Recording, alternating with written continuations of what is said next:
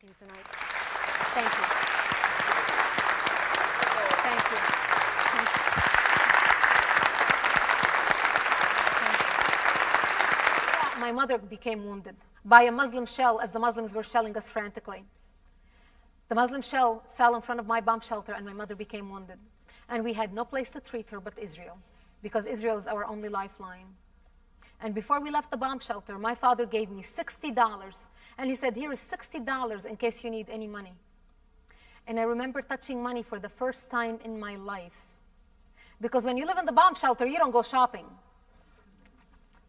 I took the money, and we went up to the Lebanese hospital, which was a shell. It was completely bombed out. And Israel had set up 1 Israeli doctor and 2 Israeli nurses on duty for first aid purposes. So they gave my mother first aid, and they put her in an Israeli-donated ambulance. And the chauffeur, the driver, was a Lebanese driver who drove us to the border. It was a 10-minute drive. We got to the border, and the Lebanese driver walks around the ambulance to me, and he asks me if I had any money for the ambulance ride. And I said, sure. And I pull, like an innocent teenager, I pull all the money that my daddy had given me. And I show it to him, and I said, how much do I owe you? And he looked at my money, and he says, give me 30. And I gave him $30, which was half the money I had, with tears in my eyes. And I thanked him so much for driving us to the border. They put my mother into another Israeli ambulance and drove us into Israel, an hour away to the nearest hospital that can take care of my mother's injury. The Israeli driver was a middle-aged man. He treated me like his own daughter. He treated me with such love, such respect, such compassion. I was stunned. For the first time in my life, I was alone in Israel by myself, even though my mother was unconscious in the back of the ambulance. I was by myself in Israel with this man. And I was completely helpless, and I didn't know where I was going or what I was doing. And this man showed me such love and respect, such compassion. He talked to me all the way to the ambulance, all the way to the hospital, and told me that he was a doctor and he was just called 12 hours ago because he was in the reserve to serve for the war.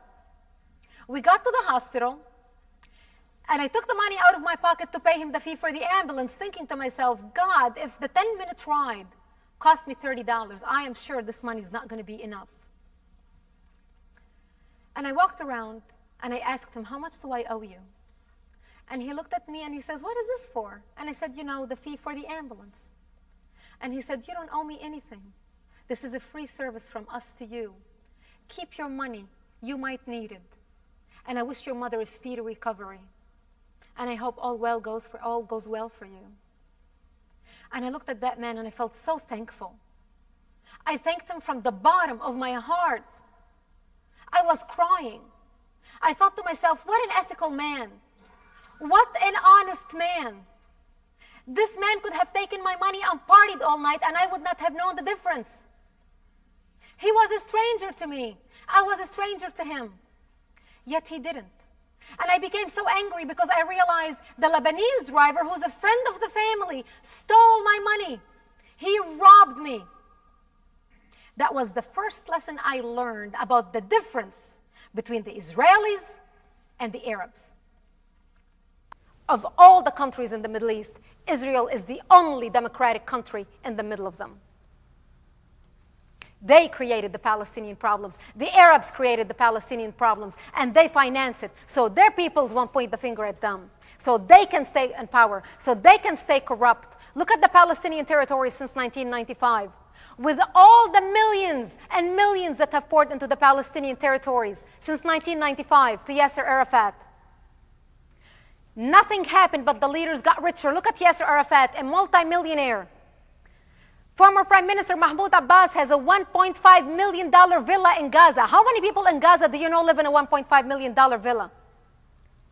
Of all the people in the world, the Palestinian people are the only people who live under their own leadership in refugee camps like rats.